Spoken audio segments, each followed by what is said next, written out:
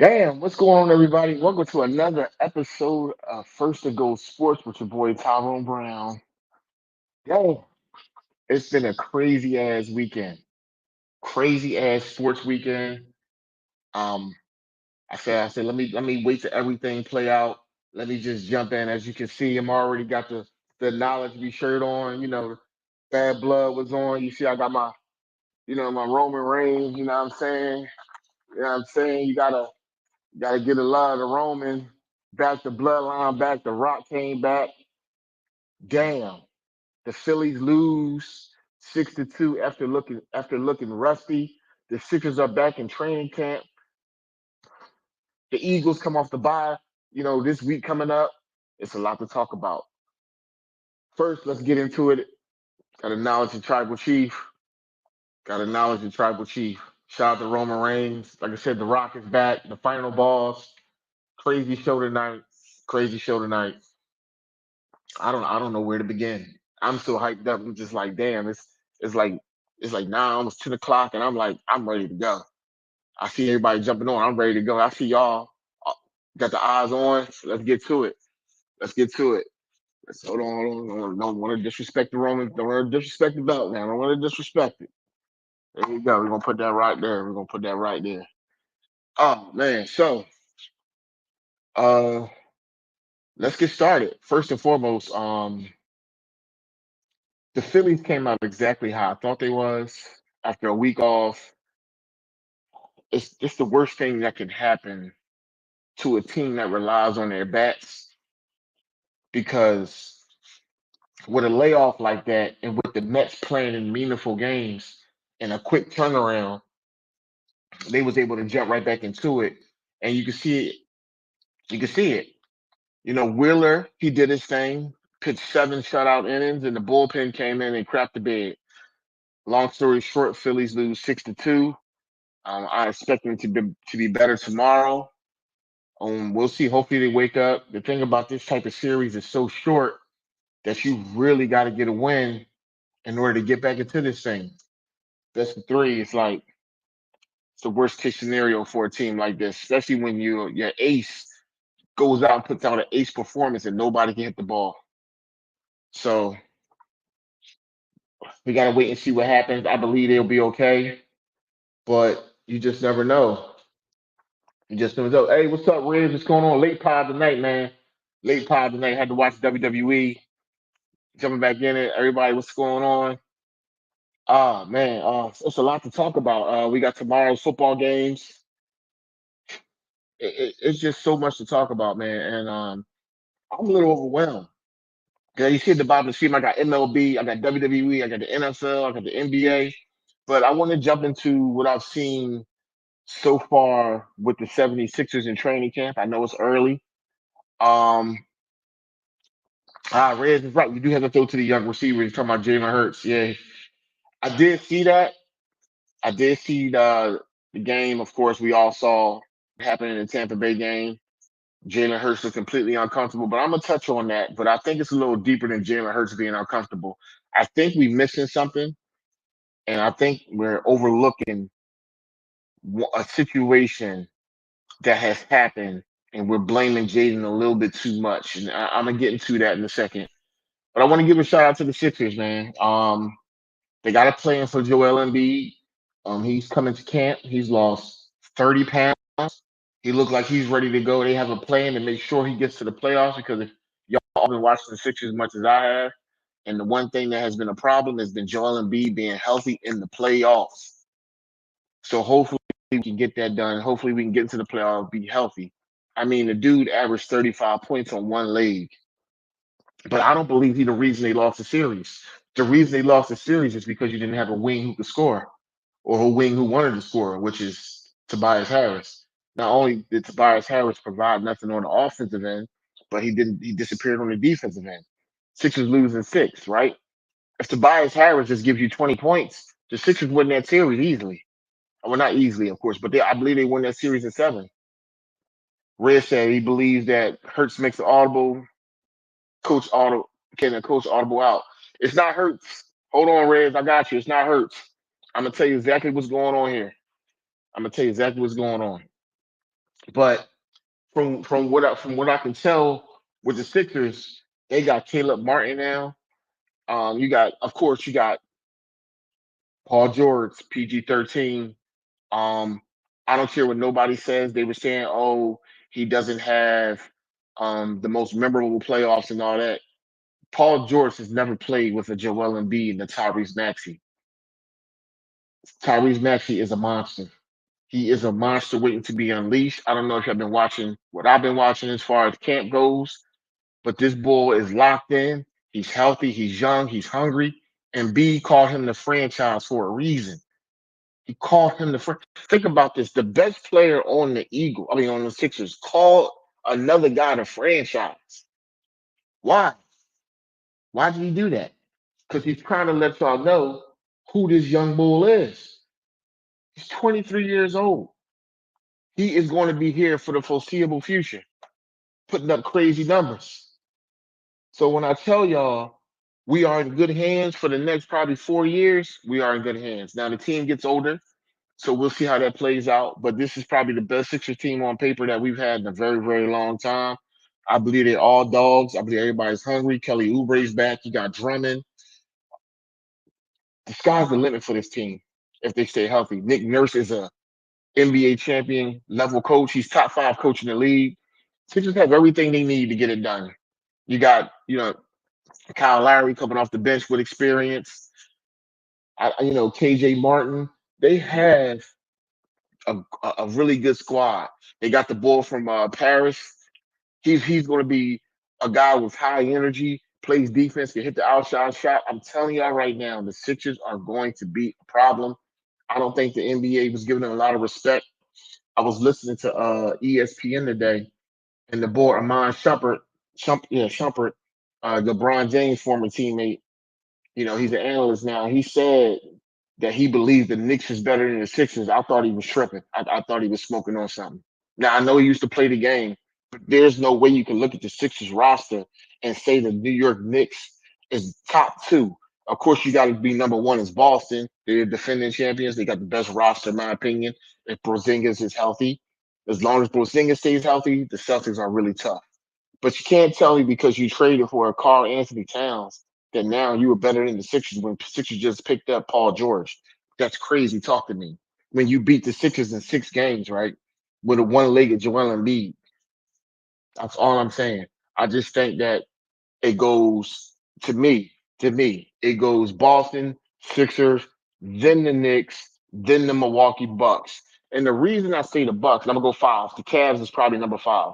But the reason the Bucks is not higher, I think, than the Knicks is because they let go Drew Holiday.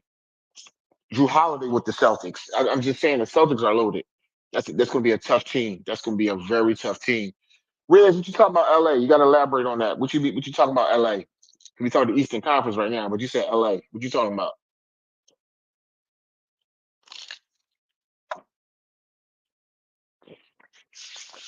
I'm just thinking that when you really look at it, the Sixers are going to cause problems defensively, and they can already score.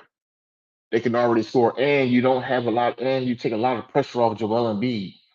He doesn't have to do a lot. I'll make sure I move this title in the camera a little bit more. I want to make sure y'all see that. And make sure I get the camera right on this joint. All right, boom. Yeah, make sure y'all see that. Roman Reigns is back. The Rock is back. The original Bloodline is back. Almost. Almost. You know who we missing? You you know who we missing, y'all. You know who we missing. And missing the wise man.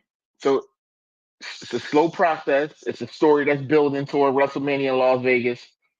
Tonight was a great start. Tonight was a great start. But I think the Sixers going to be tough. To me, it comes down to the Sixers and the Celtics. You can't count the Celtics out. Jason Tatum, Brown, Holiday, Porzingis. I mean, right there is a tough matchup for anybody. But the Sixers match up with everybody. Can everybody match up with the Sixers? No. There's one thing the Sixers have that nobody has, and that is Joel Embiid. What's up, Doug? I see you jumped on, my boy. Red said if Embiid stays healthy, we have a chance. You're absolutely correct because can nobody check him? And as I said earlier, he averaged 35 points on one leg. On one leg, can't nobody check him. Can't nobody check him.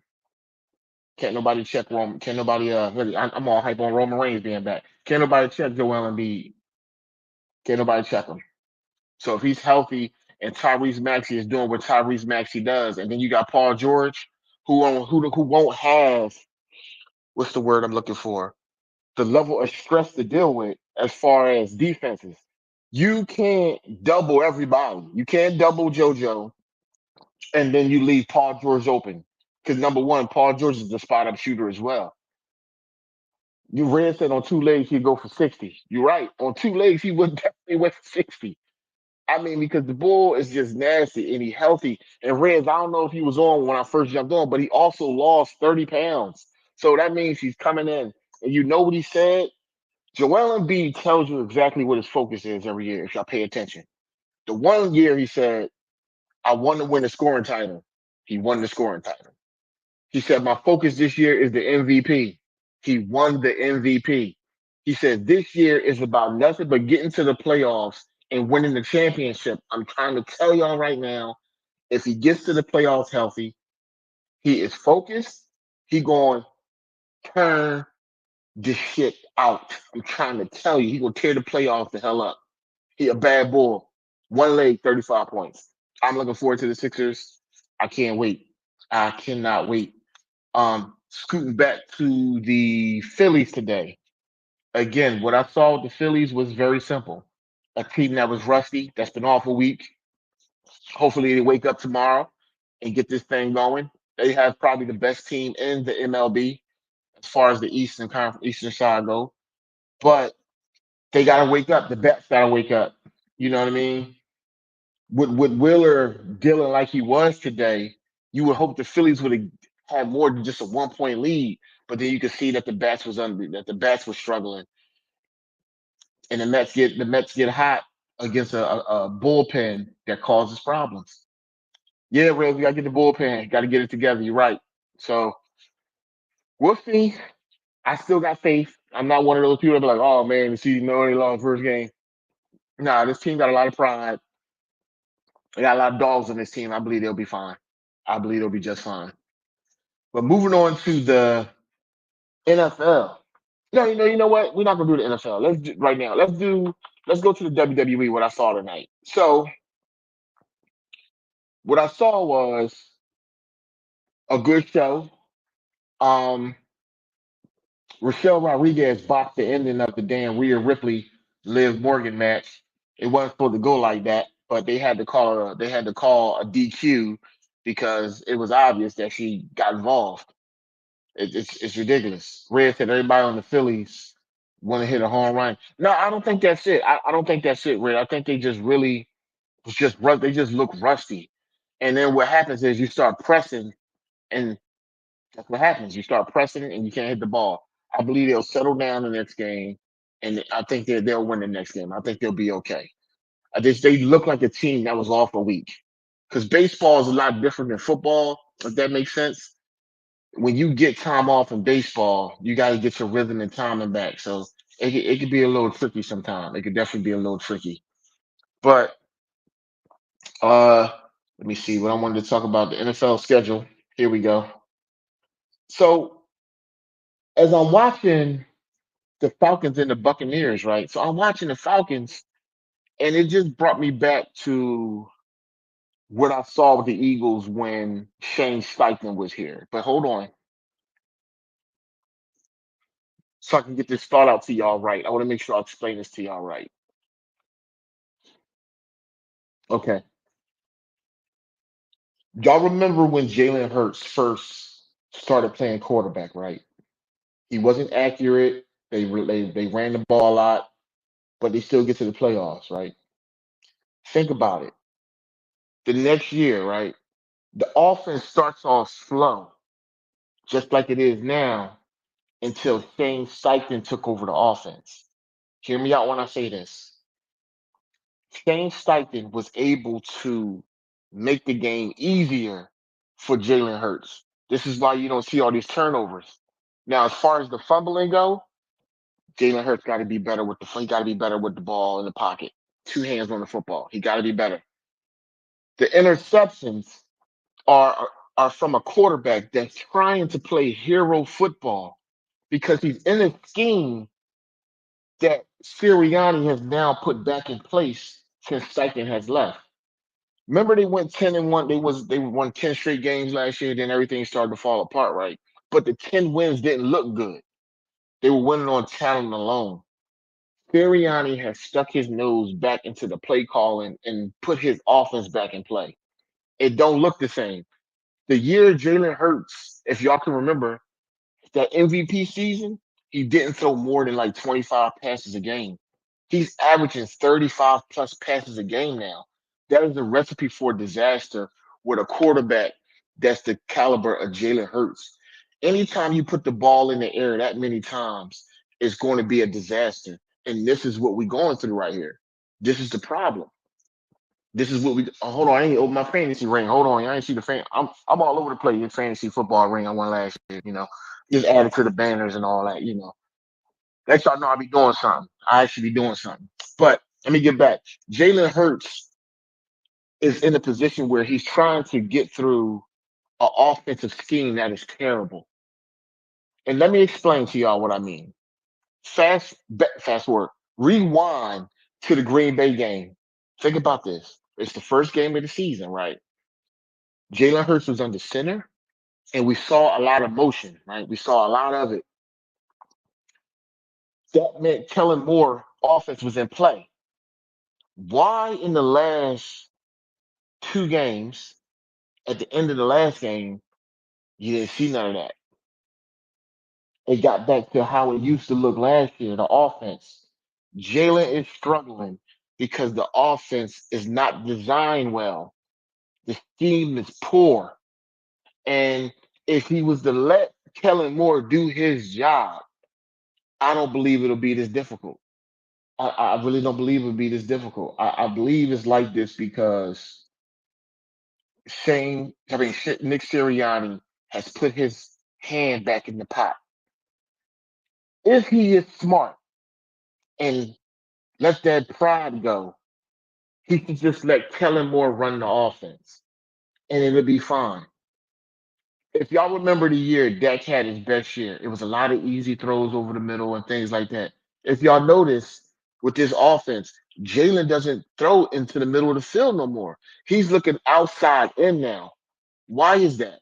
Why is Jalen Hurts all of a sudden a quarterback who's not, who was once accurate, who was once careful with the football, all of a sudden is just terrible with the football now? He's pressing, he's trying to make plays. It's taking people way too long to get open. That's a scheme thing. So Jalen Hurts is trying to compensate for the scheme. Now, don't get me wrong. Jalen still has to be better. I'm not saying that he's completely off the hook because he's not. He has to be better with the football. He does. But when you have a scheme that is struggling like Sirianni's scheme was, when you go back to before Shane Steichen took over, y'all, just following what I'm saying is, before Shane Steichen took over the offense was terrible.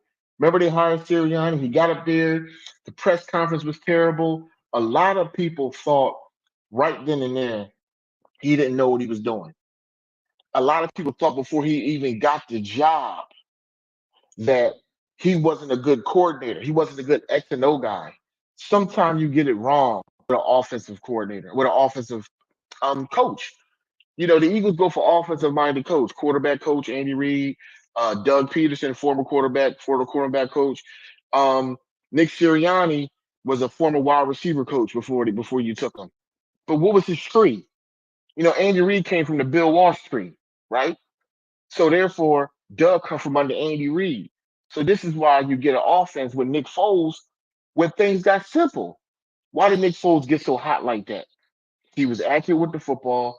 He could see the field because Doug made it simple for him. I still can't believe we fired Doug after 2 years from the Super Bowl, but I know why they did it.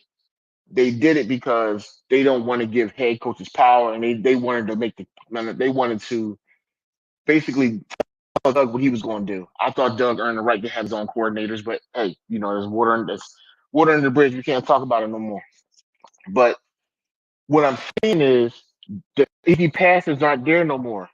Everything is 7-step drops. there's nothing open over the middle anymore. So if y'all really looking at what I'm trying to tell y'all, just think about it. Y'all probably like, shit, I didn't even think about that. Because what happens is we get locked into a season of now, right? We get locked into a season of now. And sometimes we forget to look back on when the player was. And then when you look back onto how the player was, you're like, well, what the hell happened? What happened to this guy? Why all of a sudden he looks like a fraction of himself? He looks unsure in the pocket. There's reasons behind that. The offensive line ain't bad. You mean the skill position players aren't bad? Hell, we got to upgrade a running back, a generational talent, a running back. You got two of the best receivers in the league. You got a great tight end. What's the problem? Scheme. If scheme isn't right in the NFL, I don't care how much talent you have. If coaching isn't right, it's the problem. The NFL is what you would say. You have to be a team for that for it to work, and it has to start from the head coaching on down. Head coaches, coordinators, they all put the scheme in play, and the players have to be on one accord for it to work. What you having with the problem you having is that you don't have these that's you don't have this issue. You don't have I'm sorry, you don't have this cohesiveness with the coaching. And that is why Jalen Hurts is struggling right now. This is why. This is what I'm seeing. This is what I have looked at when I really had to break down what has happened to our franchise quarterback. You want to know why Donovan McNabb had so many great years? He wasn't that great of a passer, and he didn't have the talent receivers until T.O. got here. But Andy Reid's scheme was good. So Andy Reid could trot Jimmy and Bobo from the gas station because he had a great tight end, a great offensive line, a great running back, and he had a great scheme. That's why Andy Reid always won. This is why he always won. Think about it. If you go to Kansas City after they lose Tyreek Hill, right? After they lose Tyreek Hill, what happens? They still competitive because Andy Reid figured out what type of receivers he need. He didn't need a superstar receiver, even though that does help. Y'all don't get it twisted. Superstar receivers help, but Andy Reid's scheme is great, and he has a great thrower of the football in Patrick Mahomes. If Donovan McNabb was a better thrower of the football, Andy Reid probably would have won probably two Super Bowls here. Think about some of the passes Donovan has missed into the dirt, over the head, and people were wide open. I could think about Hank Bassett going across the middle. That was one.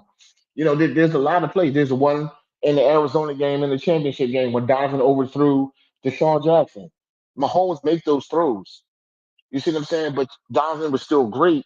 But the reason he didn't reach that pinnacle is because he just wasn't a great thrower of the football. I think Jalen Hurts is great with the football. We see what he can do when the offense scheme is right. So that's been taken away from him. So what I'm hoping, and what we should all be hoping as Eagle fans is that Sirianni takes his hand out of the pot and just let Jalen Hurts do just let Kellen Moore run the damn offense, have easy throws for Jalen. Stop trying to go for the home run ball every time. It's a scheme. When you break it down, it's like, damn, everything is a 7-step drop. There's no quick passes over the middle. What happened to the screen game? All that stuff going when Shane left. Because Sirianni took over. Like I say, he's a powerful dude. He believes he knows what he's talking about. Sirianni's strength is motivating the team, checking on the team. He needs to get back to that. And as he's getting back to that, learn. Because the scheme looks just like the year before Shane Steichen took over. That's what the offense looked like. And as far as the defense go, let's jump onto the defense real quick before I break down my picks for the week. Before I, get up out of here, I ain't gonna keep y'all too long. But before I get to my picks of the week, the defense. Right. See, Roy Steven said it. That's on. Patrick Mahomes do with thinking that you're right, but he's accurate with it. See, Donovan wasn't accurate. Andy Reid offense hasn't changed.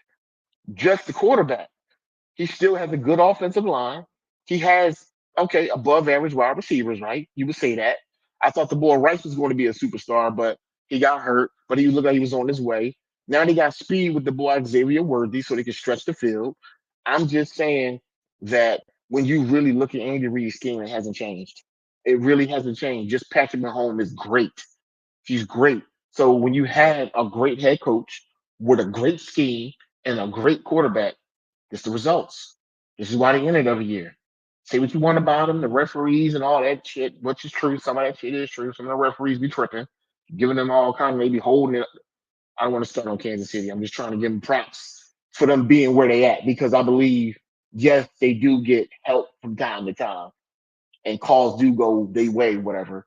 But they are more invested as a team of cohesiveness together. This is why they win like they do. Patrick Mahomes gets to the line. He know what Andy Reid wants. Andy Reid knows what Patrick Mahomes wants, and they get it done. That is a well-oiled damn machine. And I don't care what nobody say. If that shit was over here, we wouldn't be complaining. Seriously. And we had it till Shane left. If we had Shane Steichen coming back, man, we'd be all right. Now, if y'all remember, now keep track of this real quick because I'm about to really mess y'all up with this. Brian Johnson took the bullet for Sirianni last year. I'm like, what you mean, Kyle? Look at the Washington Commanders offense. Brian Johnson oversees that offense. They have a first year quarterback. They got two good running backs. They got an okay offensive line, right? But they got three good wide receivers over there. They got a good tight end. They got above average defense. But look at the young quarterback over there. Why all of a sudden Brian Johnson goes over there and they look good? Why? What changed? What happened? We said Brian Johnson went over there. We like, oh, Brian Johnson can't coach. His offense full of shit. Wrong. It wasn't his offense. It was Sirianni's offense. He was just the shield in place, catching all the bullets while Sirianni behind him, dodging the bullets and shit. Like, all right, yeah, you got it, Brian. You take it. That's exactly what happened. He goes to Washington, and now you got a young quarterback who looks better than our veteran quarterback. Why? Scheme, easy throws. The guy can see the field. He has confidence. They took away the easy throws for Jalen to build confidence, and this is why he is struggling the way he do.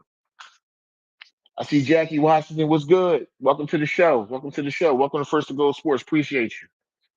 Drop your comments. Anybody want to talk about something? Drop them. Um, if Sirianni is smart, he lets Kellen Moore run the offense after the bye. That's the best thing we can see. And we'll know right away. We'll know because if they come out, no motion, Jalen still in shotgun all game, and the offense still looks the same before they went to the bye, then you already know Sirianni said it's going to be my way, and that's going to be the end of it. And then that'll be the season. They won't go no damn where has his hand on the offense. I'm gonna tell you that shit right now. Because the way the team is built, the offense has to carry this type of team. Now I'm gonna tell you what I mean by this type of team. On the defense side of the ball, Red says Sirianni could be a coach, but not the hamburger helper. I don't know what that means, Red. What the hell are you talking about? Sirianni's be a coach, not a oh, okay, my bad. I read the comments wrong. Matter of fact, here we go. This is what he said. Boom. That's what he said. Crazy. I'm actually going to leave that up there for a minute. I'm going to leave that up there. But what I mean, the offense has to carry this type of team is that the defense is young. Everybody's screaming, "Oh, the defense!" Listen, y'all, the defense is full of a bunch of young guys that are starting, that are trying to get it together. The thing that makes me have faith in the defense is that they have Vic Fangio. Vic Fangio has had his hands in top five defenses in his life, in his career. I'm sorry, in his career. We just have to be a little patient with him. We just have to be patient with him because it's going to be a lot of growing pains. Now, Devontae Maddox is ass. But they did say before the bye week that Cooper DeJean was almost ready to come back. Remember, he was hurt. He was supposed to be the original nickel. Maddox wasn't supposed to make the team. So if you tell me I get Cooper DeJean back in the slot with Slay and Q, we all know what Q doing. Q out here talking shit to Mike Evans. Mike Evans is a Hall of Fame damn wide receiver. Q walking up to him like, how many catches you have with me today? I know y'all saw the clip. That's the type of dog you want. Him and CJ don't give a good goddamn. They talk shit to everybody. And that's what you want in your secondary. You want no nonsense guys.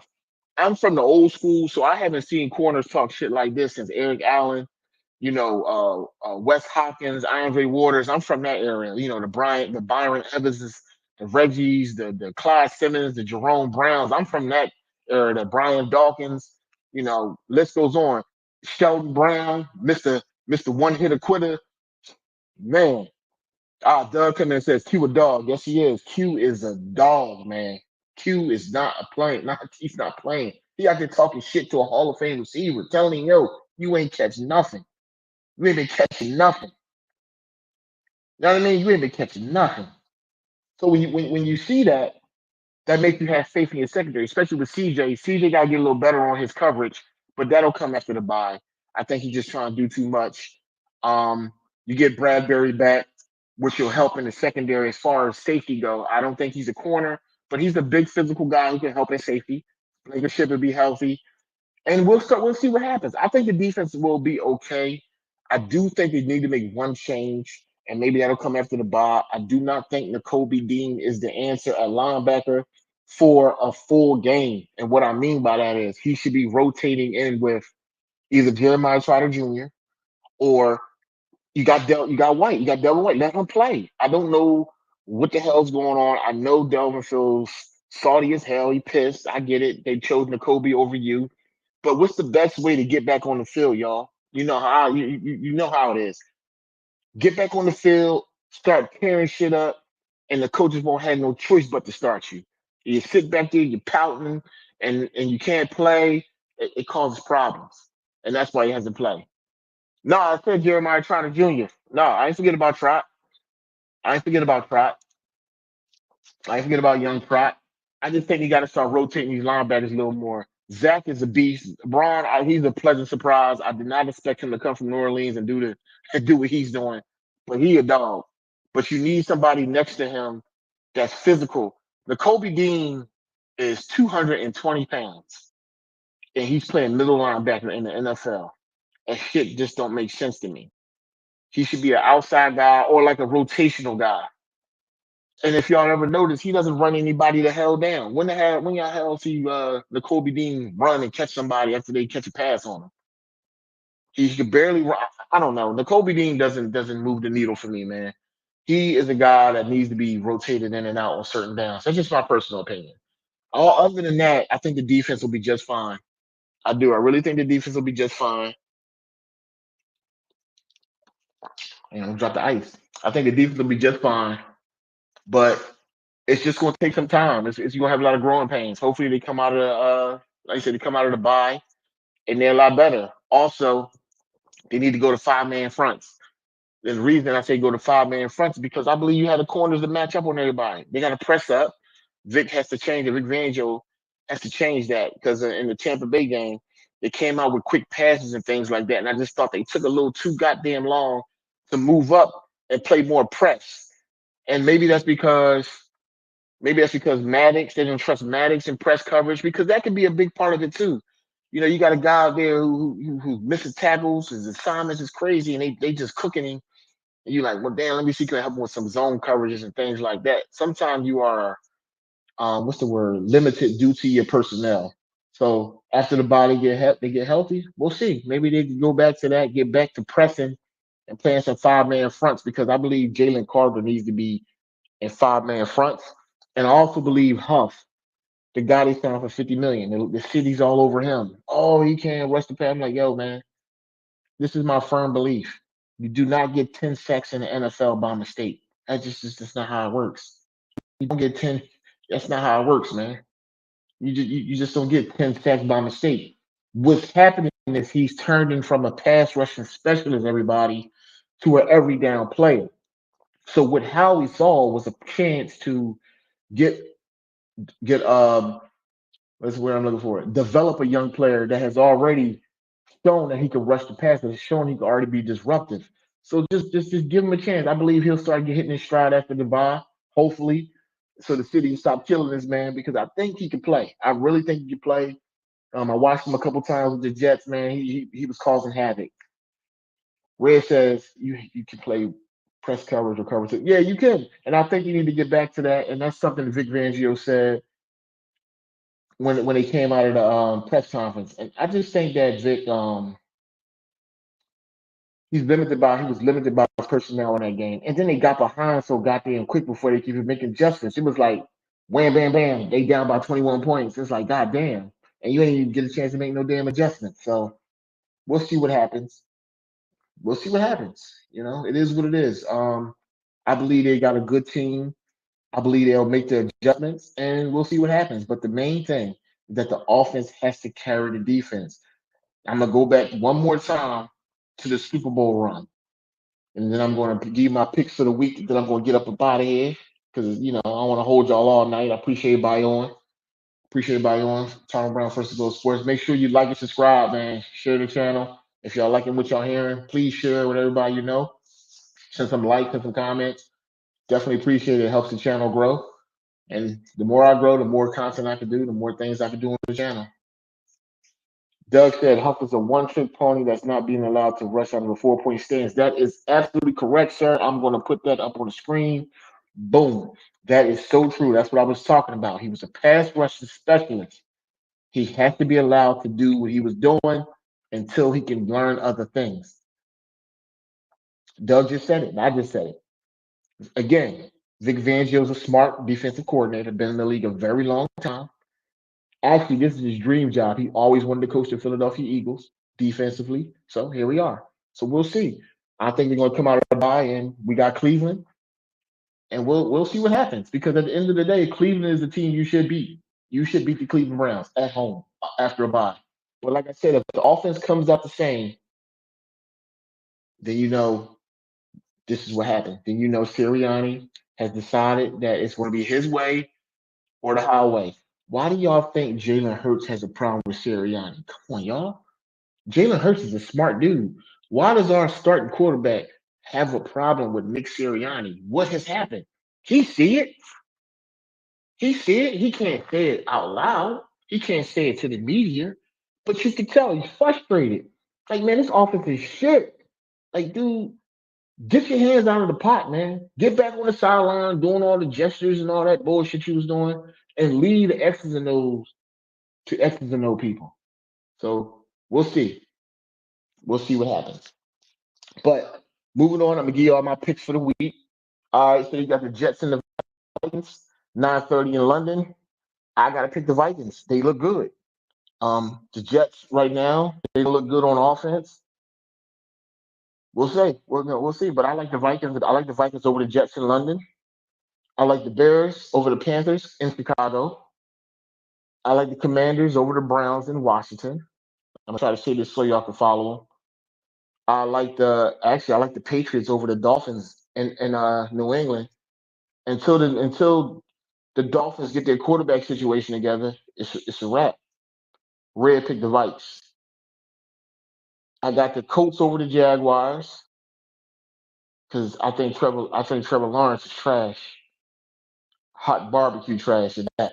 That barbecue that's burnt at the bottom of the grill that you didn't miss that you missed, and you're like, damn, what's this? That's Trevor Lawrence. He's just trash juice. My God.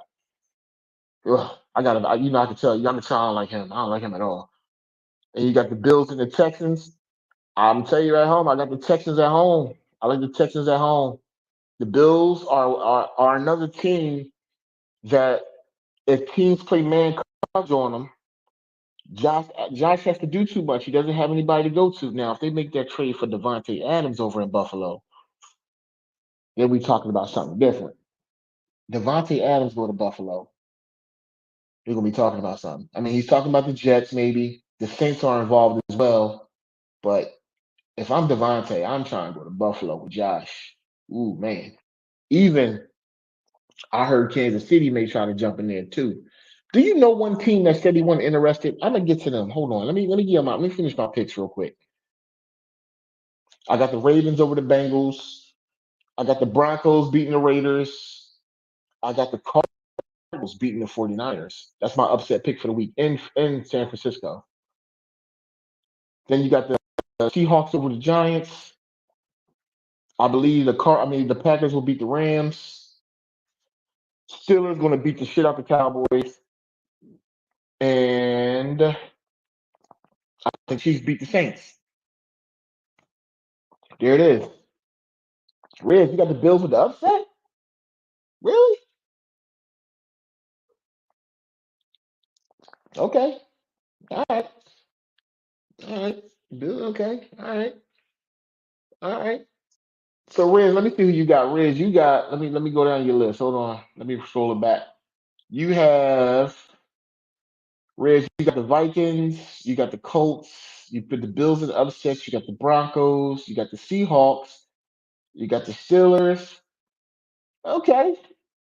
I'm waiting for your last pick. Who you got in that Saints Chiefs game? I got the Chiefs, especially in Kansas City. I don't think the Saints play well outside the dome. I don't think that's gonna happen. So we'll see. All right, so before I let y'all go, I'm going to talk about the Eagles real quick. They next their next Red's going with the Chiefs. Their next four games coming out of the bye. All right, here we go. So this is why I said the Eagles have a chance to really make some noise coming out of the bye. If Sirianni, Doug said give him the Bengals. All right, Doug, drop your picks. I can see him. Drop your picks, dog. I got you. Okay, so you got the Browns. Let's go through it real quick. Out of the bye, you got the Browns, you got the Giants, you got the Bengals, you got the Jacksonville, and then you have the Cowboys. The Commanders game is tough. To me, out of these games, let me see. The Cowboys is going to be tough because it's a division rivalry game. It's 425. It's in Dallas. Divisional games are always hard. Then you got the Commanders after that. That's another tough game. They come here.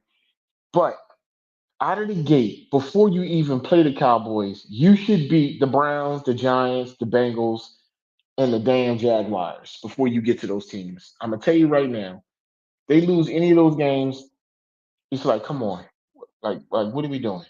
Like what's happening here?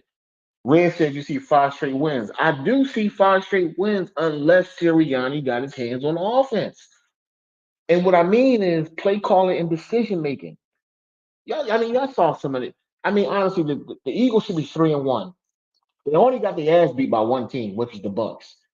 They should have beat the Falcons. If you run the damn football, take the 40 seconds off the damn clock, kick the damn field goal. Atlanta has what 20, 30 seconds left. I don't understand the damn philosophy of this man. This man, I gotta be careful when I talk about him because it's just frustration. Because it's common sense stuff sometimes. Like, why would you give an offense like the Falcons that much time? It just didn't make sense. I know we're supposed to move past it, which we are. It's a loss. It's over with. Cool. But this is the type of shit that just pisses you off. Like, take the damn points, man. NFL is hard to play in the NFL. It's hard to come by points. It's hard to do any of that stuff. So when you got a chance to take points, take the damn points, man. God damn, he did the thing in the Saints game.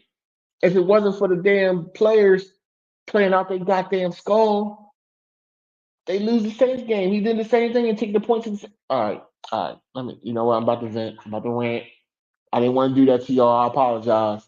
Sirianni just there's just a certain place that he just works my nerves really, really bad. And I'm sure if y'all fans, just the hell with being Eagle fans, right? Just football fans. Like, damn, dude, play the game the way it's supposed to be played. Stop trying to reinvent the damn football wheel. Take the goddamn points, play field position, and get the hell off the field. Damn, run the ball. Oh, before I go, damn, jumped on the last point. The year they went to the Super Bowl, remember that all the defense wasn't that good. I don't think y'all remember that. They had the sacks, whatever, right? They had a ton of sacks that year, but the secondary wasn't that good, y'all. Remember, Tom Brady had his best offensive performance of Super Bowl history, and we still kicked his ass, which is good. That I love that because I hate Tom Brady, and what hurt worse losing to the Bucks was listening to Tom Brady talk about it. Mm. But it's all good. It's all good. It's all good. We got to move on. Next up, bring on the Browns. Um, and we'll see what happens. But before I go, I just want to thank everybody who was on the channel that supported me tonight. A late one. I'm gonna be dropping late ones on Saturday nights. I think from what I can tell from people who's watching, people people tend to like this time frame a little better. So that's fine with me. It's cool. I'll drop some more late ones. It seems like everybody likes them. And right before football season, I told y'all before I'm going to be bringing back the player spotlight, and I also will be giving the Eagles recap, win or lose, the same day. It's probably late. Probably dropping a little quick video on what I thought I saw and things like that, so y'all can check it out. Also, if y'all got any ideas or anything y'all want me to talk about or anything I missed, please hit me up in my comments or any of my platforms. I appreciate y'all. Please like and subscribe and share the channel. Other than that, man, I'm gonna let y'all go and do y'all thing on this Saturday night. Again, I appreciate the love. I hope everybody's safe. Until next time, it's your boy Tyron Brown, First to Go Sports. Everybody have a good night.